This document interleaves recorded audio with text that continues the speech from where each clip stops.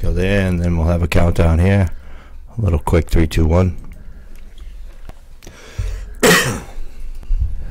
What's up, everybody? We're back. The Life on Life's Terms podcast, and I'm Tom Robinson. And like I always say, we're not affiliated with any 12-step program. We're not bound by their traditions, but we love them very much. Yes, and I am Chris Mandeville. I'm a heroin addict in recovery. We are here at a New Wave Recovery Center in Quincy, Mass. on Quincy Ave. There's lots of resources down here. If you're in the area or you're in a treatment center in the area, there's meetings here all day. They have computers that you can use to check emails, to do whatever. All day. Do whatever you got to do. They have all kinds of stuff here. There's of good stuff for Rebel Recovery meeting. Recovering people, Rebel Recovery. That's there's different meetings here. Nurturing meeting. Yes, there's a women's nurturing meeting going on right now as well. Or if you identify as such. Yeah. And like we always ask, please like and share this podcast. If you go to LOLTerms.com, you can subscribe. There's a tab for Android, iPhone, Google Play, Apple Podcasts, everything, and anywhere that you need to. And the thing with Google Play is it's the Google Play Store, so you would download a podcast player onto your Android phone, and then you could, in that player app, you could search for the Life on Life's Terms podcast. Yes. So tonight we have Errol. He's here to share his experience, strength, and hope with us. And we're going to turn it over to him. Thank you, guys. Thank you, Chris. Thank you for asking me to come Yes, in. Thank you for coming in. We had been playing a little message tag there for the last few weeks, trying to get in here. Yep. We both work for the cities of Boston and Quincy, respectively. So we ended up. It's like snow tonight. We ain't gonna make it. Snow was. We've been snowed out a couple of times, but nevertheless, I'm happy to be here. I'm glad to finally get an opportunity to do this, and I've been following what you guys have been doing, and I'm absolutely a big fan of your podcast. Thank you. Thanks, man. So my name's Errol Flynn. I am a heroin addict in recovery, like Chris had said, and Tom over here to my right. And I'm just going to get it out of the way. How much, when you actually tell people your name's Errol Flynn, what do they say? They're like, get out of here. Yeah, right? I'm impervious to it now. Yeah, now. For years, the worst day of school was the first day of school, for me. Yeah. The teacher would always, snicker, make some snide comment. And it's funny, like, because, we know a lot of younger people, so they have no fucking clue who Errol Flynn is. Most people, I'd say, my parents' generation, my grandparents, obviously, they all knew who he was. Our age group, it's like 50-50. Right. They know the name sounds familiar, but they don't know exactly who the hell he was or why they should know it. And then when I played Robin Hood, right? Exactly, Robin Hood. Yes. Charge of the Light Brigade. Alcoholic. So did that among other things. Whenever you got picked up by the cops, did they ever say, "Yeah, whatever, buddy"? What's your real name? Yeah, a few times. I would always give aliases anyway when I was young. So yeah, right. They call me Tater Salad. Yeah, right. Yeah, but. So I grew up in Dorchester, Adams Corner, kid. I started, so I guess I'll start at the beginning. So my family, before I lived in Adams Corner, I lived in Fields Corner for probably the first 6-7 years of my life, and then I think it was between second and third grade I moved over to Adams Corner with my father. So there's alcoholism in my family. I don't know if obviously that doesn't make me an alcoholic, but from a young age I was affected by other people's drinking. I think it probably gives you a disposition, right? A physical disposition, maybe to. You either, I don't know. I know that there's the dopamine and and stuff like that. Maybe you have less of it as a genetic thing. Who knows? I don't know, but I think it probably just predisposes you, but it ain't gonna make you. Right. I mean, I only say that just because I knew kind of the chaos that ensued from an alcoholic home, and so my mother, my birth mother, was out of my life at a young age due to alcoholism. She liked to wash them Quaaludes with vodka and stuff like that, and so let's go. I'm dating myself a little bit. Yeah. But anyway, so she was out of my life at a young age, probably 3 or 4. She bounced in and out probably till I was about 7, and then went off the map, and she recently passed away in September from an alcohol-related illness, pancreatic cancer. But and I hadn't seen her in like 35 years. I went and made amends before she passed away. I think I told you about that, Chris. And you shared about it too, and it was really, really powerful. So that's not to interrupt you, but what did you have to make amends to her about? Truthfully, I guess I hadn't seen her in so long. I mean, the stuff that had happened was not, as a kid, I was a kid. It had nothing to do with me, per se. Years later, I was probably in my 20s. She reached out to make contact with me, and I was, I guess, I was very rude, I guess, and unwelcoming to her. Reaching out with the olive branch type of thing. Initially I tried to, but she was a very sick woman in more ways than one, and my patience grew very thin. I mean, I was in active alcoholism and addiction myself at the time, and I hadn't obviously, I was completely intolerant of myself and others at the time. So she wore on me very thin, and then I ended up saying some things I wish I hadn't said. But I think she, it was always my intention to go mend that fence, and then I found out just this few months back in September that she had about a week to live, and I ended up going up 2 days before she died and got to see her and talk to her. At least that's good. I mean, I think that's all she really wanted was to know that I didn't hate her. After having done work in this in the program and in recovery, I got to see it from a whole nother perspective, and so it's a beautiful thing, though. Yeah, absolutely. I could look her in the eye and say sincerely that I didn't hate her, or I didn't have any. How many people never got that chance? I know. Yeah, that's the unfortunate thing. Like I've shared, the last time I had a chance to talk to my mother, I blew her off because I had just gotten high, and the next day she passed away. Right. That's. Yeah. At least you had that opportunity. You know what I mean? I do. The amends I had to make was graveside, and I got nothing. I would rather have had her tell me I was a piece of shit. You know what I mean? Because it's tough. Yeah, dude. I let my life get so busy, and I let things take me physically further away from my mother than I would like to be, and it bothers me. I gotta get. I can't let this life get away from me, because life is short and fleeting, yeah, man. Right. Everything can change in the blink of an eye. Absolutely, absolutely. And you end up missing an opportunity. Yeah. That's why we do what we do. That's why we get sober and we work the steps, and to mend those relationships. And not saying that they are gonna work out.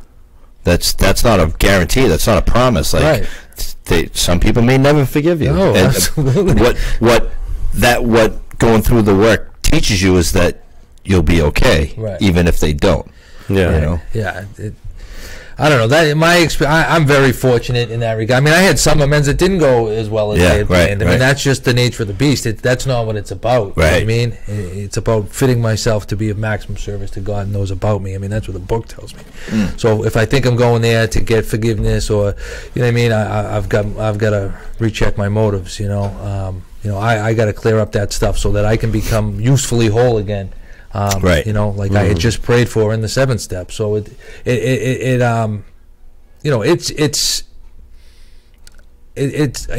no accident that they're in the order the way they are. I know. I didn't pull these steps out of a hat. Like, no, but from what I understand, I had heard that he had like writer's block at that time. Yeah. Bill W. And like something came over him. He grabbed a pencil and a piece of paper and boom, like wrote all 12 out. Yeah. Like boom, boom, boom, boom, boom. And that was it. Yeah, something came over him. Yeah, absolutely. Divine. It was divine. God. Yeah, absolutely. God. I mean, you don't all of a sudden write boom 12 things that change thousands and thousands of people's lives. Right. I mean, save lives, save families. Yeah, there's no question. And not just in addiction, not just in alcoholism or drug addiction. Like the 12 steps of Alcoholics Anonymous are used for so many things. A myriad of things, right? Yeah. Gambling, probably. And gambling, overeating, Sex Anonymous, you name it.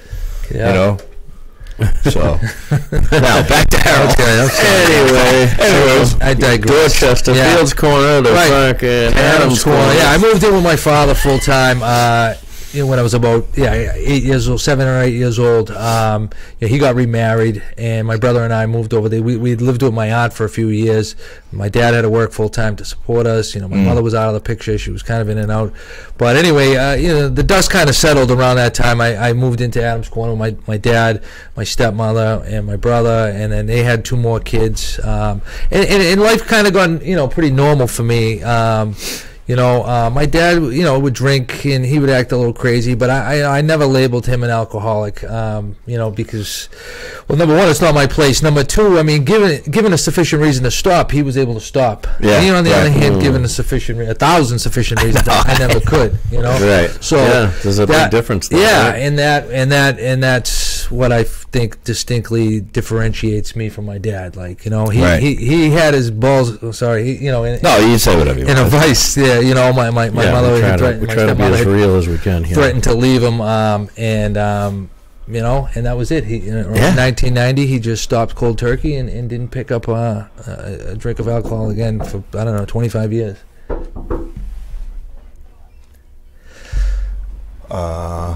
Someone's locked out. Yeah, someone's locked out. Sorry, guys. We got an emergency here. We got the sick and suffering. Maybe needs help. I don't know. Who knows? But so when I moved in with my dad and my stepmother, my brother, and then I had my sister and my other brother came into the picture. After so we had a pretty tight family. My dad's from Ireland. So that side of my family was did a lot of drinking. We had a lot of family parties, all that kind of stuff. I first picked up a drink of alcohol about 12 or 13, with a couple of my friends, magic age down the corners and in the parks. I had seen people drinking, like I said, growing up, and I guess I drank because I wanted to see what it was like, and I wanted to fit in. That's what the other kids were doing. But you ever watch The Outsiders? Oh yeah, absolutely. Love that movie. Yeah, that's what you want to be when you're a kid, right? Right. I love that movie when I was a kid. Actually, Hell yeah. I don't think anyone around our age group didn't want to be that. Beers, you wanted to have a rumble with these grease necks from across the park. Stay golden. Yeah, stay golden, boy. Yeah. and dude, I don't know many people that didn't cry when Ralph Macchio died. You know what I'm saying? Yeah. What, Johnny? Do it for Johnny. Do it for Johnny. That was, dude. Oh my God. Not doing, And what was the other one? Sean Penn. Bad Boys. Bad Boys. Yeah, Bad Boys. I remember that. The sodas in the pillowcase. Yeah, they were in the reformatory. Yeah. They were in the reform school. Yeah, who's the Spanish actor? He's played a bunch of roles. Isai Morales is. He's great flick. Yeah. Great flick. Like he beats him with that. No, he beats the two guys that are raping the kids and stuff. Those two boys. Yeah. Oh, I think I know what you're talking about now. Yeah, Sean Penn. They come in together and he put about 5 cans of soda in a pillowcase and just beat the bejesus out of them. Yep. Another rabbit hole. Yeah, I know. We keep getting off track, guys. But so when I drank, I immediately knew something was different. Like I was, that effect came over me. Right. I was like, whoa. Now I knew what all the fuss was about. But when I picked up a drink, it was right around the same time my father had stopped. So he now was like on this crusade against drinking. And was he in AA or just? No, just cold turkey. All right. Never went to a meeting. But all of a sudden, he was diametrically opposed to anyone who drank alcohol, especially kind of like someone when they quit smoking. Right. Oh, yeah. And all of a sudden, drunk, I believe. he was on the prowl. So I had to be careful. Those first few years, I mean, I would drink, but no, I had to watch out for him. He was a pit bull. Yeah. Come in the house, be like, yes, Oh. And so it was dicey there for a few years. Yeah. But I mean, my drinking really took off my senior year in high school. So that just like fine tunes your manipulating and you're like trying to control it. Right, yeah. I mean, I had to more or less, sidestep a few landmines here and there for me to drink the way I wanted to drink. Yeah, and it makes you a liar right away. That's exactly. Do a life. That's let's learn how already to have playing the actor. He said, be someone I'm not, and right, and that was me to a T. I mean, because I was a kid who, I was a very excellent student. I mean, one of those kids that just really straight A's without even having to try. Not having. Wow. I ended up going to Boston Latin School, which is one of the the better schools in the city. Yeah. And never really even had to try there, and still pretty much breezed through. I played sports. I had friends, so it looked like I had a pretty easy time. Yeah, things were okay. Things were okay. It looked like things were okay. But inside, I didn't experience myself that way. I was, I again, just trying to play, trying to be something I was not. Down the corners, wanting to fight people. You think you had the fear, a constant fear? I think so. I was very concerned with other people's opinions of me. Mm-hmm. I had to portray myself in a certain light in order to get what I believed was the respect of the other guys down the corner. So that meant fighting people I had no problem with, when I didn't want to fight. Right. Exactly. Trying to be the craziest guy down there, trying to, and today I look back on it, and I mean, it's just so much misinformation. Yes. So much. I mean, if I could go back, I really wish I could sit myself down and say, "Listen, buddy, this is not the way it is." Yeah, right. Yeah, but you wouldn't listen to yourself. No, of course I wouldn't. No. But so for me, that was kind of how it went. My senior year in high school was when I really took off with the drinking.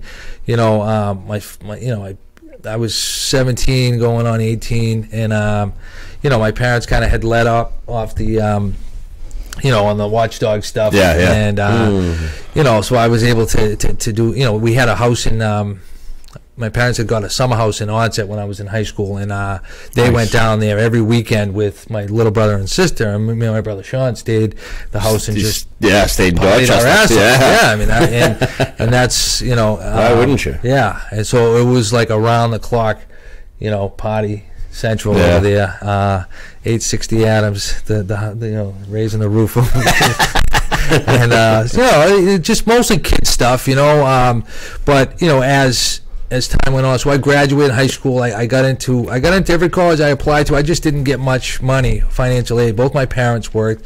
My dad, he was a contractor, had a residential contracting company, and worked fixed houses. And my mother was a nurse. My stepmother was a nurse at Cambridge Hospital. So we kind of fell in that middle range there where we didn't get any money. So I didn't make enough money to pay for it, but you're not getting any free money. Yeah. So I ended up going up to UMass Amherst, and once I got up there, it was. That's like Party Central. Yeah. And that's really. I hear from lots of people about partying up there at UMass. I think that's what really motivated me to go to college, but I never went. But I was up there working doing fence, and there were like all these girls walking around, and I'm like, I'm going to college.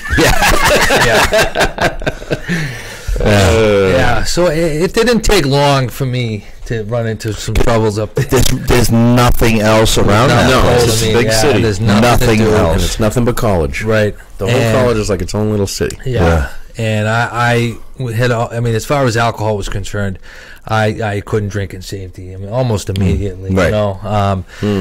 And up there, grades wise, I did really well.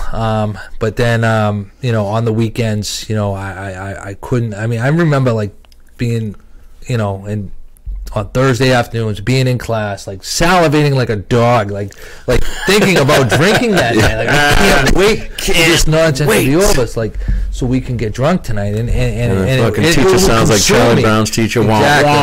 I didn't hear a goddamn thing they were saying. Looking All at I the could clock. do was think about getting drunk. So it was so I ended up getting arrested. If you know, this is when, you know, the legal trouble start. Yeah. I ended up getting arrested, I don't know, 4 or 5 times, maybe in like a 3 or 4 month span. On campus, by campus cops? Yeah. I think one was in the summertime when I came home between my freshman and sophomore year in Dorchester. I mean, mostly Mickey Mouse stuff, you know, drinking in public, minor in possession, stuff like that. Then when I was up there the second year, it started to get a little more serious. Ended up, you know, having some... you know, there was some fights, some assaults, all that kind of nonsense. Just drunken, you know, alcohol balls. Yeah, exactly. A lot of that nonsense, and you know, for me, and what would happen was my friends would all come up from Dorchester to visit on the weekends and absolutely raise hell. Of course, get in a car or on a bus on Sunday night and go home and leave me with a whole litany of shit to clean up. Yeah, you know, and I have cops knocking on my door asking me about this and that. Buddy, I don't know. Please go away. You know, and it was like, so they got tired of me. So I actually got asked to leave after my sophomore year up there. I had 3 open cases. I was suspect in probably half a dozen other unsolved crimes. Right. Yeah, and so unsolved mysteries. And so you know, so I ended up transferring over to UMass Boston. I 3 open cases and way too many empty cases. Right. Yes. Exactly. Yeah. So and so the summer after I left UMass Amherst, which would be the summer of 1995, I ended up catching a big case in Dorchester. I was working in a bar. I was drinking all night while I worked a double, so I drank from like 11 in the morning till closing. Right. I was by far the drunkest guy in the entire bar. And you were working, yes. And I proceeded to get into my vehicle and drive home, and I just started sideswiping cars going down Dorchester Ave. And I bounced off, I don't know, 1 or 2 cars, I think. I only got busted for one, which was a 1977 Buick Regal, which I probably did the guy a favor. Probably couldn't have been worth $500 in 1995. So but anyway, I got chased by some undercover cops. I was driving a car. There was flames coming out from under the hood. I'm driving on a rim. There's sparks flying all over the place. There's a big chase going down. And you're just like, yeah. And I was just trying to get home, and I almost lost him. And I almost got but my driveway is gravel, and the blown tire got stuck in the gravel. So the ass of the car was sticking out into the street, and they saw it at the last second. They pulled in, and then they beat the living hell. So, you know, you made us chase you. Yeah, I mean, I'm the maker of my own problems, obviously. But at that time, you know, they were 100% wrong. They had no right to do what they did to me. You know, I mean, it didn't matter that I was 3 times the legal limit. Like, you're focusing on the wrong details here. They hit me with a flashlight. Don't you know? Look at my ribs. Look at my face. You know what I mean? Like, that's and it was immediately the victim. I was victimized. You know? And no, you know, not even thinking that you could have killed somebody on the way there. You could have killed them. Like, absolutely. Have you ever taken an anger management class? I have not. No. I had to take an anger management class. And at the time, I didn't think I was very angry at all. But it got into this conversation where if you're sitting at a red light and someone hits you from behind, could it possibly be your fault? Well, if you weren't sitting at that red light, you wouldn't have got hit, right? Right. This is what he's trying to say. Like, you're involved in everything in your life. Right, you know what I mean? And there's no sense in just pointing the finger, because that gives up all your power. You have no power to do anything about anything somebody else does. Absolutely. You know? I see it so much differently today, but at that time, you know. There's no I got a couple of those scenarios. Yeah, so this is kind of how it went for me. You know, I ended up catching that case. You know, long story short, you know, I refused to plea. You know, they asked me to, you know, they charged me with assaulting them, even though I didn't technically do that, and they wanted me to plead to that. Long story short, I took it to trial. I lost the trial. I ended up getting sentenced over to South Bay, so I ended up doing a few months over there, 5 months or something. I heard that's a pretty bad stop over there. Yeah, that was relatively soon after they had moved from Deer Island. It was like, I think they moved around 92 or 93. I was there in the beginning of 96, and it was, you know, I was a kid. I had just turned 20 years old. Pretty new facility still at the time. And I went from college, you know, UMass, going to class at UMass Boston, winking at the girls in my class, to, you know, sharing a cell with like 15 guys in the booking area for like a week before I even got processed upstairs. So it was, you know, it was a pretty slap, you know, reality slap in the face, you know, immediately. But of course, you know that wasn't even, I wasn't close to being done, you know what I mean? Like you said before, I was the victim. This is bad luck. These are bad circumstances. Those are bad people. You know what I mean? It was everything else. Yeah, you know? And when I got out, I went back to school. I graduated from UMass, you know, magna cum laude, like all that stuff. Like I got a degree. Really? I know, believe it or not. I mean, despite I was still drinking. I picked up cocaine at that time. So now I was successful. Now I wasn't blacking out. I wasn't, you know, fighting with cops. I wasn't rolling around. I didn't catch it. I never caught a case again in this country anyway. And in this country, so you know, now it's locked up abroad. Yeah, well, we'll get to that. What broad? Yeah. So, you know, so for me, you know, I spent like the next 10 years. I had I got out of school and I had a job. I more or less just spent like 10 years partying. I mean, I got a job where I traveled around the country running marketing promotions for cigarettes and alcohol. So I spent a lot of time in cars. I was in different cities all the time. They'd fly me out. You know, expense accounts. I mean, rental cars.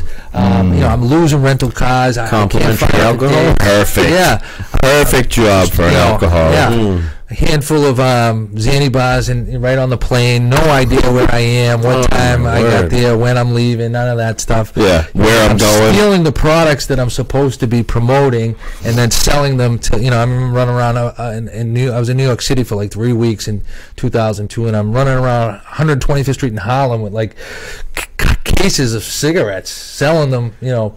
They were all selling them to the bodegas and all the, you know, the Arabs and stuff who worked in the little convenience stores, and they're buying them, and it didn't matter to me because it was all profit. And I would go back home with stacks of cash and like, wow, like this is so easy. Like these people are idiots. Yeah. And what were you supposed to do with these things? Just give them away? Yeah, I was supposed to give them away, like, you know, in increments, like, you know, so many a day, this place and that place, and I would just pony up to one bar, stage a bunch of pictures to make it look like we were like doing what we were supposed to be doing. Yeah. And I would, you know, give cartons of cigarettes to the bartenders, to the doormen, anybody who would, you know, give us free drinks. And you know, we'd work maybe an hour and we would drink for like 7 hours. Awesome.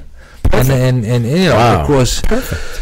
You know, it was all. I started getting into, you know, all the other stuff, the the perks and the Vikes and the ecstasy and coke. And I mean, I was always taking something. You know what I mean? By this time, I'm in my 20s. I moved out to San Diego, so I was living out there. Oh, nice. What part?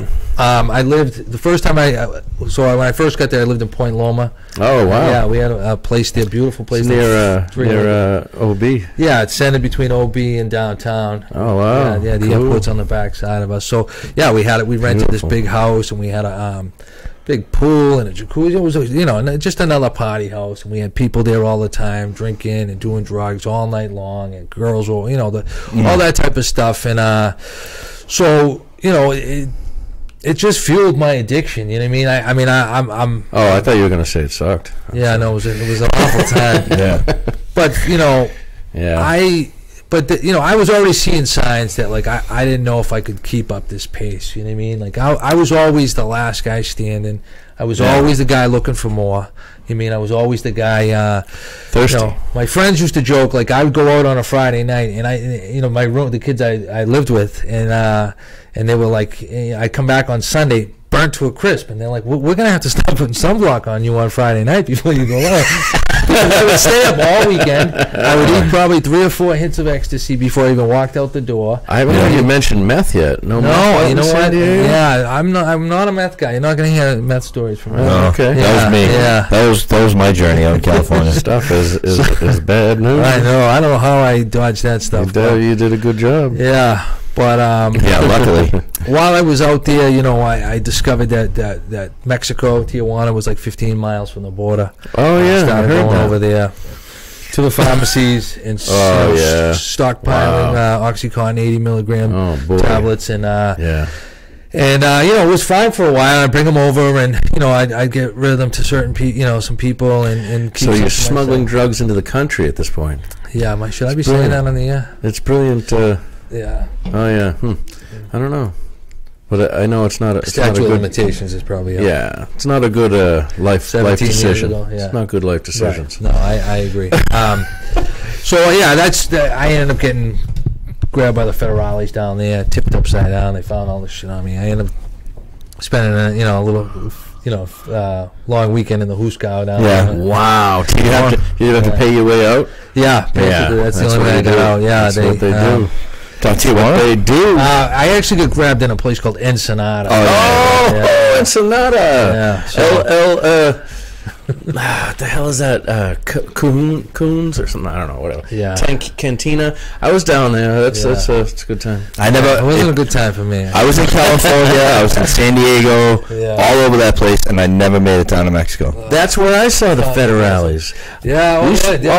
We weren't that smart. We just smuggled a little bit of pot into Mexico. Yeah. Right. And we were in this big giant shitbox Lincoln, and we slept in the car and woke up and passed around a big hot jug of water. Ugh. And there was we're all hungover, and there was like guys walking around in front of the car with machine guns. We're like, federales. Yeah. It's a little scary, right? Yeah, they I ended up spending a few days in that in like a federal lockup. They told me, I was doing 7 years.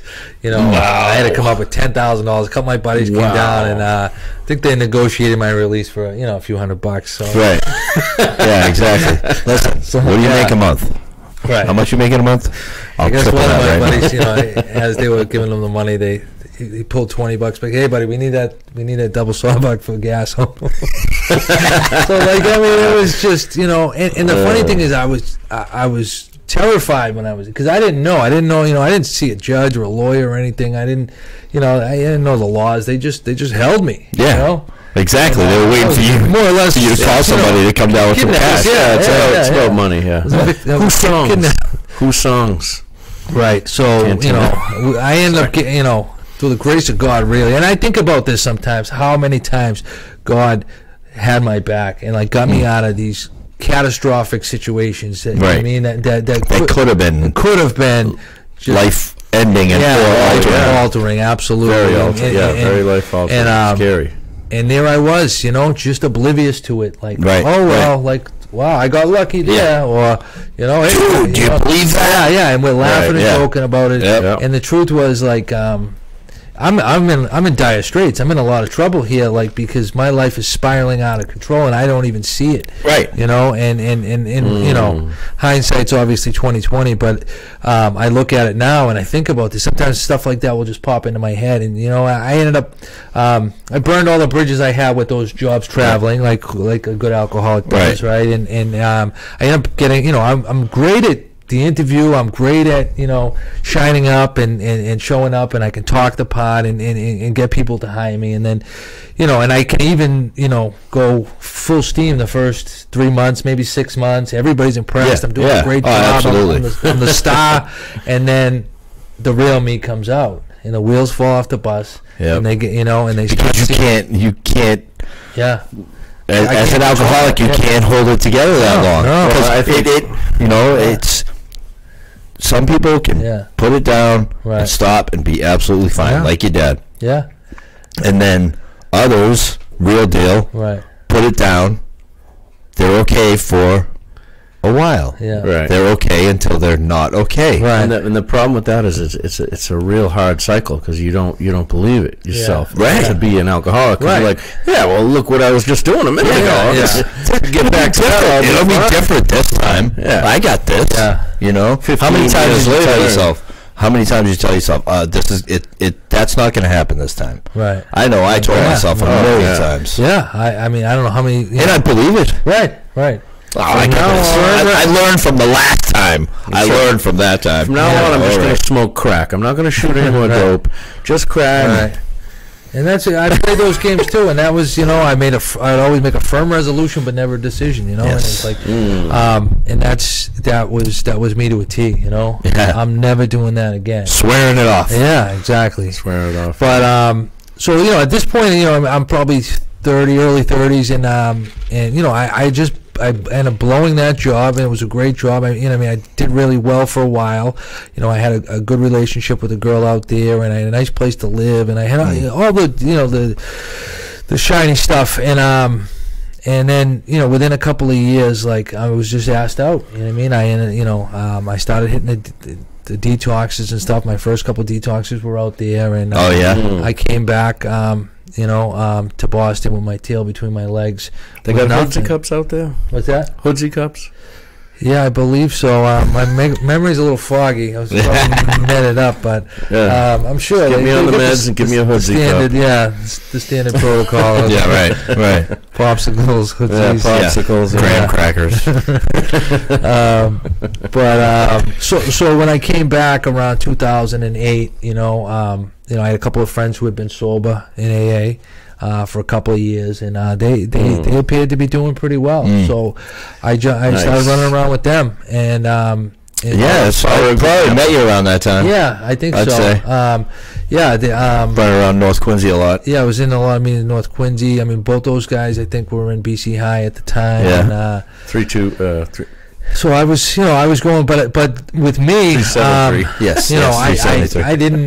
I had no idea how this program really worked. Right. I really didn't. You know what I mean? I was terrified. All I wanted to do was fast forward like 6 months or a year. I just wanted those first, but I couldn't get 30 days. I couldn't stay sober. I mean, I would lie to everybody and I'd go to meetings, but I was whacked out of my head. It's funny because I met you then, and I had already been in the program probably like 6 years, and I still had no fucking idea how this program worked. Right? How funny is that? I know. Yeah. Crazy. And and it was I was living in my dad's house, you know what I mean? Like, I had like some rinky-dink little job, you know what I mean? I'm pulling other little hustles and scams to make money on the side, and you know what I mean? I want to stay sober, but I'm not serious about it. I'm not willing to do what it takes. Right. I'm willing to go to a couple of meetings here and there if I got nothing else going on. I mean, I'm willing to kind of play along with these guys because they genuinely cared about me and they wanted to see me do well. But I did not have the capacity to be honest with anybody. Well, I think there's also in that time period that you're talking about. When I think about it, I think there's a fear.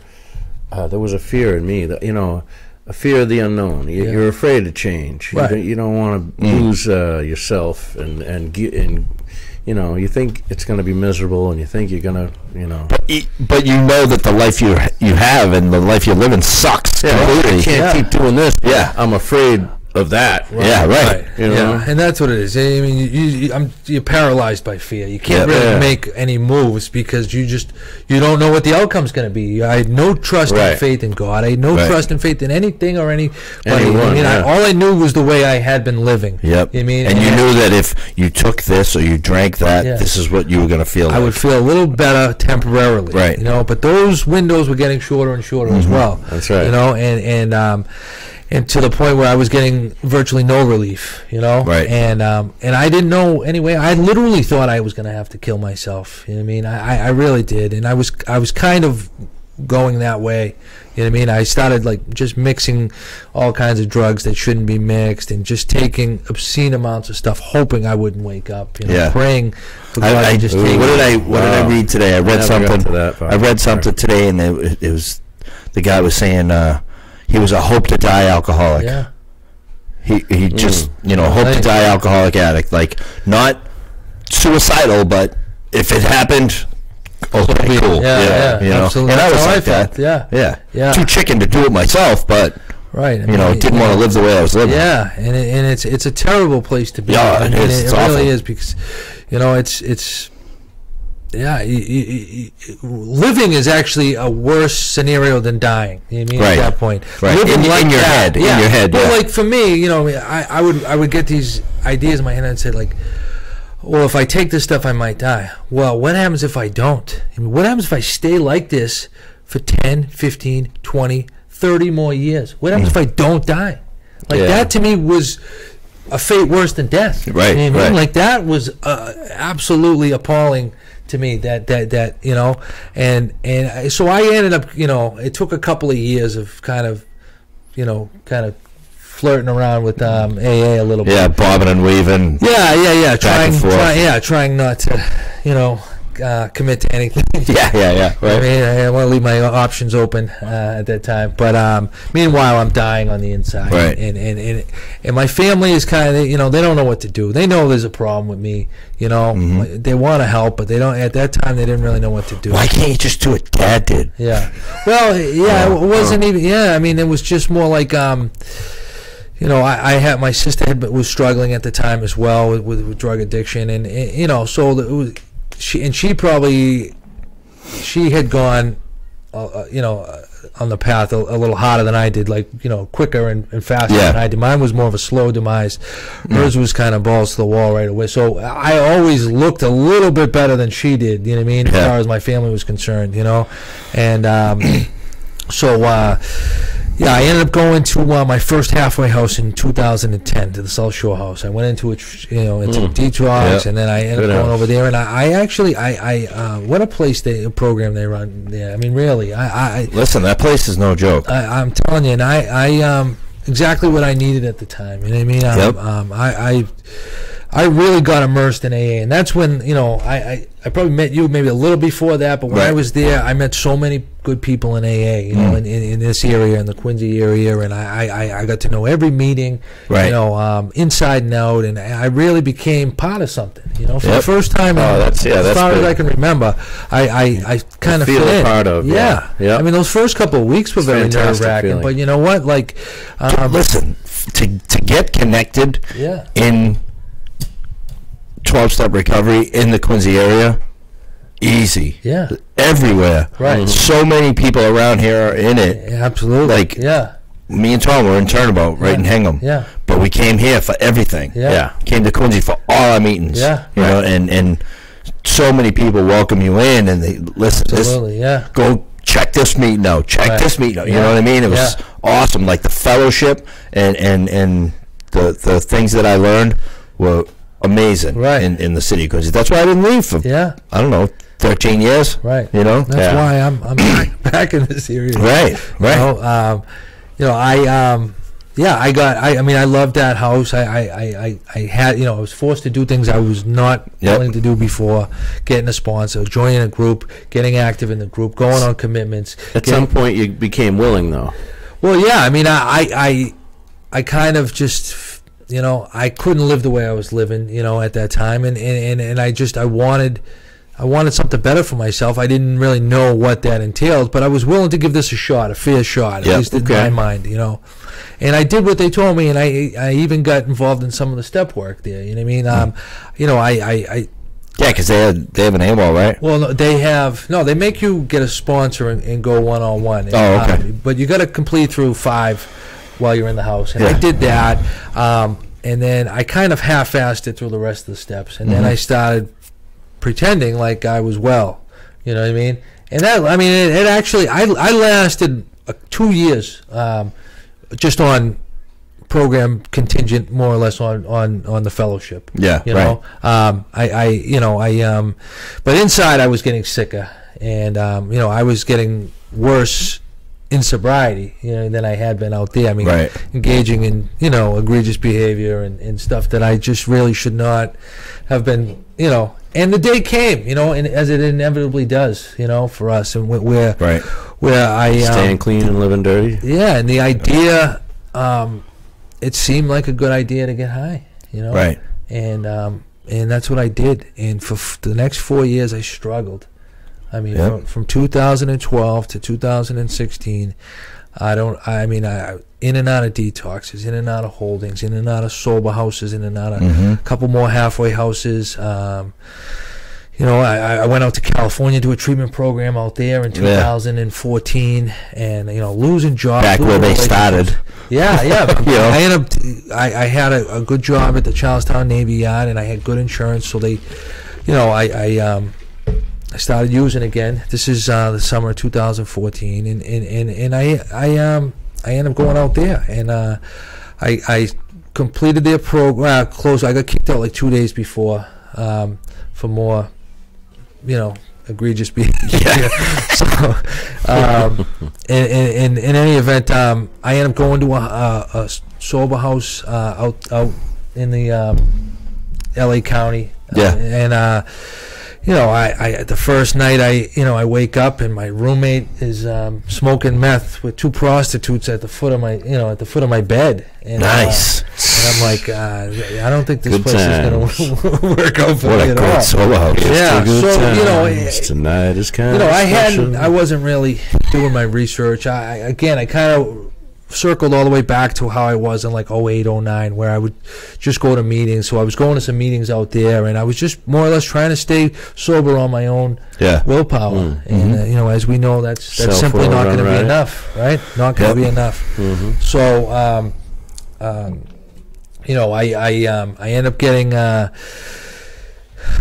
picking up again when I was out there, about maybe 7-8 months in that range, sober. But not meth with prostitutes. No, I didn't. Believe it or not, I didn't use that night. And your roommate. I was irate. You didn't use the meth. Yeah. No, but I didn't use anything in that equation. But I ended up just picking up, and I caught a full-blown black tar heroin habit out there. Ooh. And I did some of that myself. Miserable, 6-7 months, and I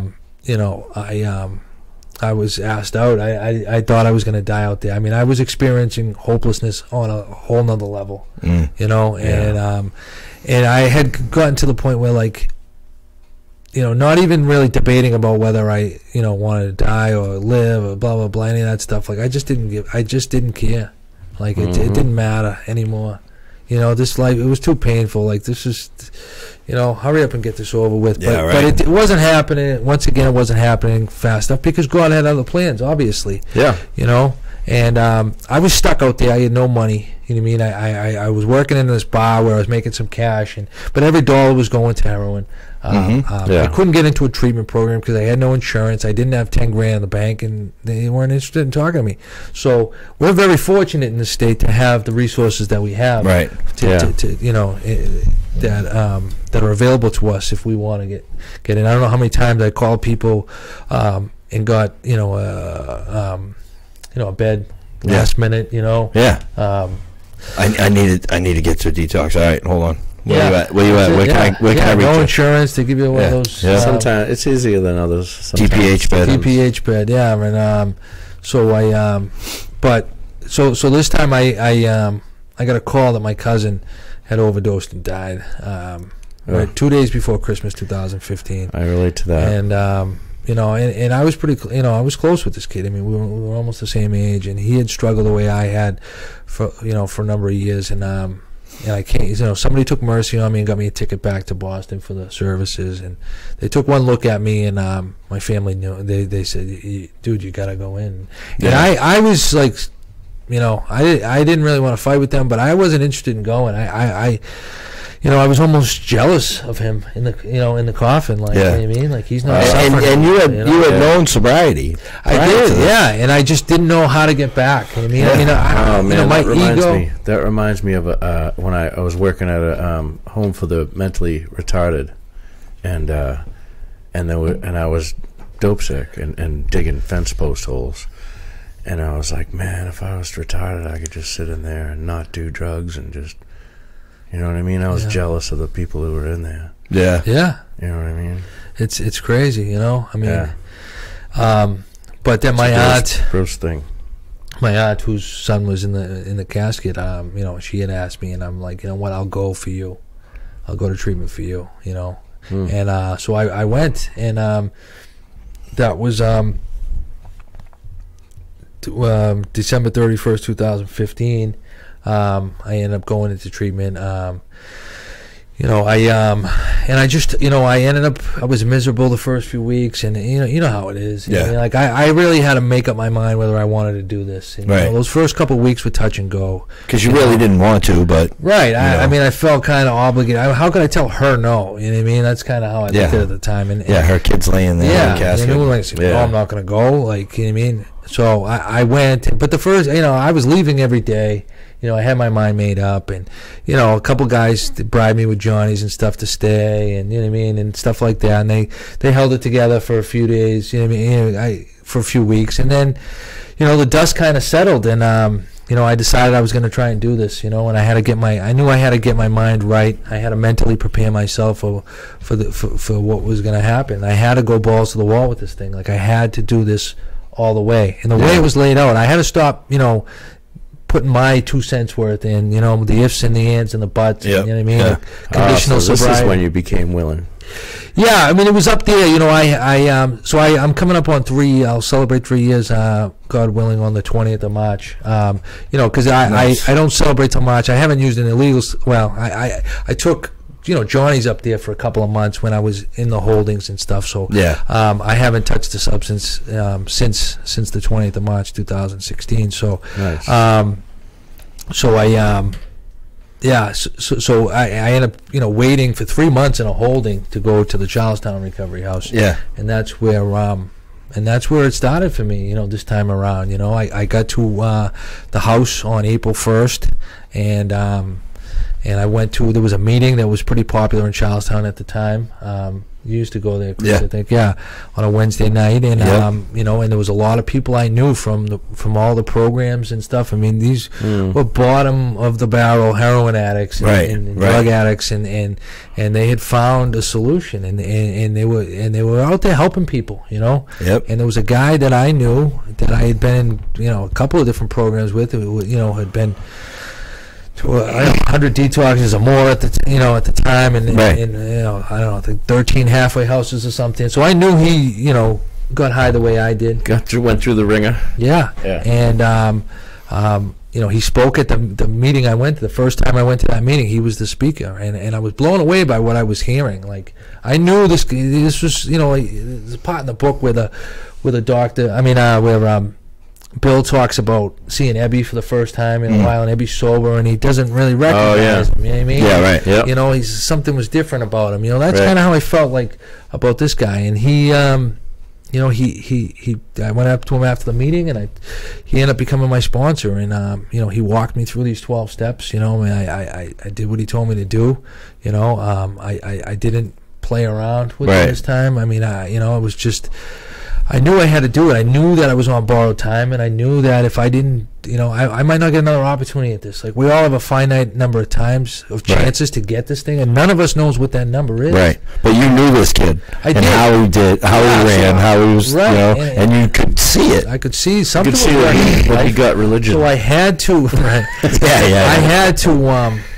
I had to take a shot. You know what I mean? I had to take a shot and do this thing all the way. I thought you were trying to stop drinking. Were you taking shots? Right. So So that's what happened. I ended up completing that house, and Charlestown Recovery House, and nice. I ended up meeting a lot of good people in the program. And I was out of my element. I was on the other side of. I never, growing up in Dorchester, I never went to. Right. I never went past the Fleet Center ever. No, you never went over that little bridge. Yeah. Go over that little Washington Street bridge. See you later. Yeah, not interested. And I knew a few people from this meeting, just from programs and stuff. But I got to meet so many good people, and so many people. That was huge. Yeah, did you know that John the Roofer? He was a big. He went to that meeting probably. Charlestown guy. He used to go to the Wednesday night meeting, the men's meeting in Hingham. John the Roofer. No, doesn't ring a bell. No, there was that meeting was full of people that I had seen around like. For years, right? And I don't know if it's the same person, but I'd be like, Never gonna get it. Never gonna get it. That's what I remember thinking. No way. Yeah. I would say to myself, I'd see something like that guy has a better chance of hitting Powerball twice in the same week. Yeah, serious. Can't get right. What's his name? That's Can't Get Right. Yeah. And but what's funny is I don't say that anymore because I know the power of God. Yeah. Oh yeah. So Exactly. No one who has a pulse on this planet, who's still alive, who's still sucking oxygen, that can't get right. That can't, through the power of God, get well. Exactly. That's my honest to God. But there are people that you would swear up and down. They got a tough road ahead of them. But with God, anything's possible. Anything's possible. Yep. I've experienced that. There's no question about that because for me it wasn't possible either. We can try to compare all day. Right. This guy was worse than that guy, or she was worse than he was, or this one was smoking. Whatever. Right. But at the end of the day, God, I don't think God looks at it like that. No. I mean, it's you get the honesty, the open-mindedness, and the willingness. Right. If you put forth your effort, God does the hard part. Right. I mean, He does the hard part. I mean, He moves mountains, man, and that's been my experience. Just bring a shovel. That's all. It. Yeah, but you know what? And that's exactly it. And that's what I was willing to do. I had to do something different. And how are we doing on time? All right, we're just a couple minutes. A few more minutes. All right. So that was So for me, what a difference that made. That was the game changer in my recovery this time, was being able to go through that process. And it's still, I'm never done with it. I'm still in it.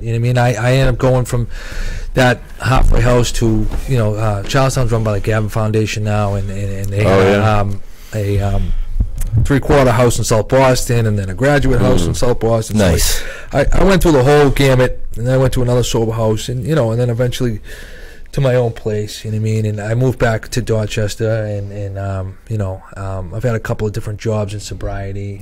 But I just keep moving forward. Right. And I try very much. For me, a lot of this hinges is on making myself available to help other people. Right. It can be difficult, of course.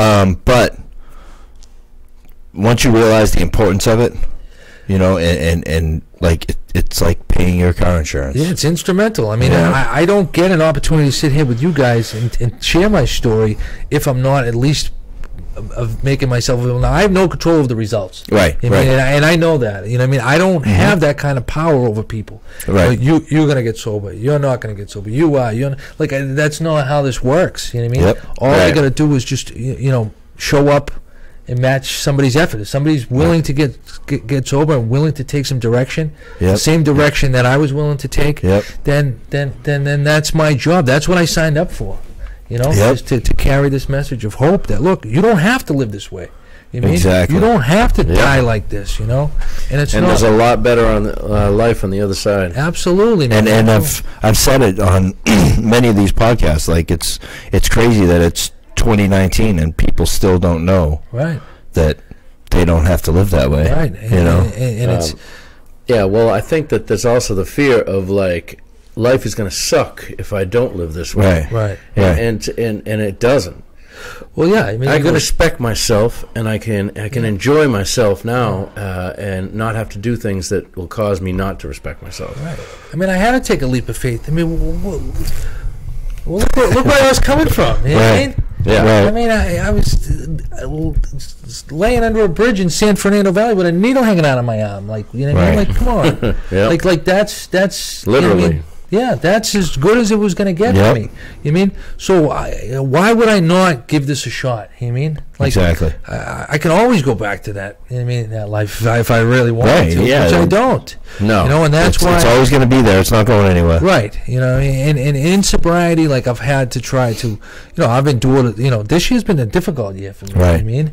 I lost my sister in November to an overdose, and sorry. I told you, it's been a lot of ups and downs and trials and tribulations. But you know what? Through it all, I know, I continue to try to work on my spiritual condition. It's not always easy. It's not. For me, it's getting to know God. You know what I mean? Getting to know Him. Mm-hmm. You know what I mean? How do you have a relationship with anybody?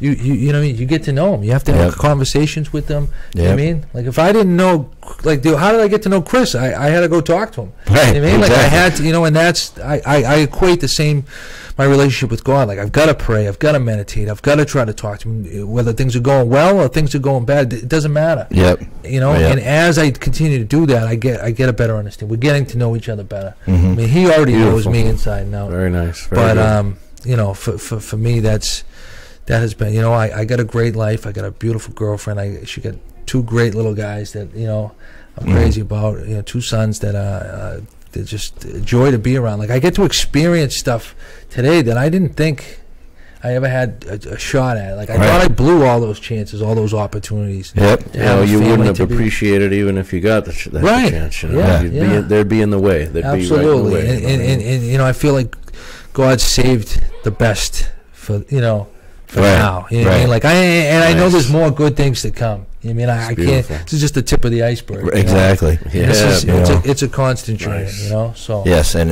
you got to stay in it. You know. Right. Absolutely. As soon as we stop going forward, we're moving backwards. That's right, Chris. Yeah. You said it. So yeah, that was great, Errol. I appreciate you coming on. Yeah. Thank you guys. I appreciate you having me on. It's another great one because I've seen. You know, I watched you around here for a number of years, and another miracle. Always like, great guy. You know, just can't get it. He just can't get right. He just can't get right. So yes, I appreciate you coming on. Thank you guys. Yeah, appreciate having me. LOLTerms.com. Please subscribe. Please subscribe, like, share. Thanks for tuning in. You know, earlier someone you know, commented that if we needed a female speaker, we're always looking for speakers. So if you're interested in sharing your experience on the podcast, message myself, Tom, or the podcast page itself, and we'll set it up and we'll make it happen. Sounds all good. Right? Yep. So that's it. All right. Thanks a lot, everybody. Right. Peace. Thank you, guys. Where are we at? Where's my end video?